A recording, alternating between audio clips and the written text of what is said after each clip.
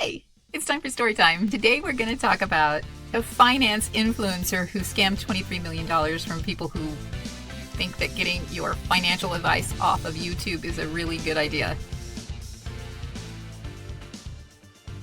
It's hard to feel sorry for the victims of Tyler Bossetti. Really hard. A 31-year-old from Columbus, Ohio.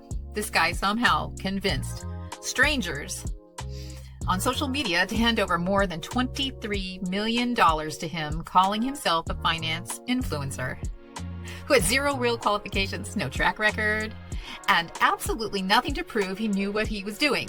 Did these investors ever bother to check who this guy really was? I don't think so. They didn't check his education, apparently, or his references. I don't know, because did they check his professional background? I don't think so, because trusting some random dude with a YouTube channel just because they say they have experience without any actual proof for serious money, handing over serious money is beyond reckless. It's just dumb. From 2019 to 2023, this guy pitched a real estate investment program with guaranteed 30% returns. 30%. If you've lived on this earth for any period of time, you know that's a scam, right? He said 30% short-term real estate. Insane. Anyone who knows the slightest thing about investing knows that's not just unrealistic. It's straight up fraud waiting to happen. I just don't understand. Every time I do one of these videos, I know you hear me saying I don't understand people, but here we are again. Somehow people fell for this. He collected $23 million from folks across the U.S. and abroad. People's life savings, retirement money, you name it. And what did those investors get? Absolutely nothing. Over 11 million of that 23 million just disappeared with no trace. Gone. Poof. No, it didn't get stuck in some complicated market nor tied up in actual real estate. It just is gone. Did he bury it in his backyard or something? Who knows? So where'd the money go? Well, if you look at his assets, it didn't go to a bunch of fancy cars or a bunch of mansions or a private jet or yachts. He bought himself a $150,000 Mercedes. He flew around the world like a bargain basement Bond villain and rented a condo in downtown Ohio. And he threw some cash at crypto, probably gambling it all away. Who knows? But the numbers, those numbers that are publicly available are certainly, they don't add up to $11 million. So maybe it is buried in his backyard. He lived well, yeah, sure, but not nearly well enough to explain $11 million missing. And it gets better. Instead of paying his investors, he filed fake tax forms saying people earned interests that they didn't earn and never got. Basically, he told his investors that he had reinvested their interest income that showed up on these 1099s he sent out. So basically, he cooked the books and he lied to the IRS and he told investors their returns were reinvested. Translation, I spent your money on myself or buried it in my backyard while I was pretending to be a legitimate business. And here's the thing. This guy had some pitches.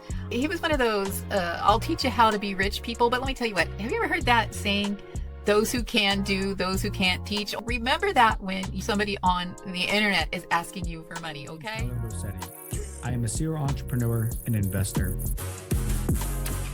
The past decade, I've helped co-found multiple 8-figure businesses, built a 9-figure investment portfolio in real estate in the new digital economy, all while helping thousands of people reach financial independence.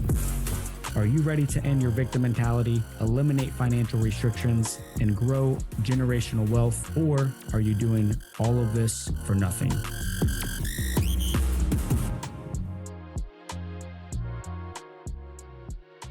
So this con finally caught up to him in April of 2025. And by June of this month, he pleaded guilty to wire fraud, cheating, and false tax filings. These two charges could get him up to 23 years behind bars. And honestly, I don't think that's long enough. I mean, that's certainly the shortest sentence he deserves.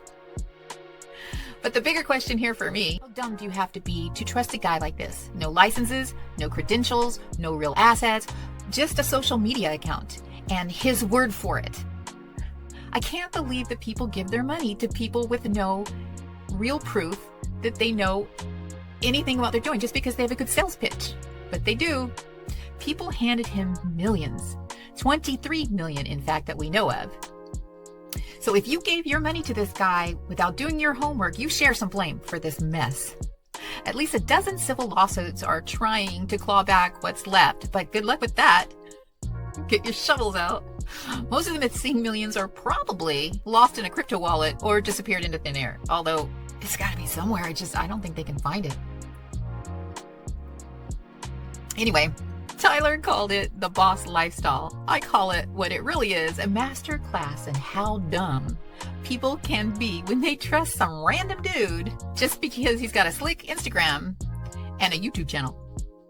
That was all he had. Nothing that should have warranted people handing him over all that money. But let's get something straight.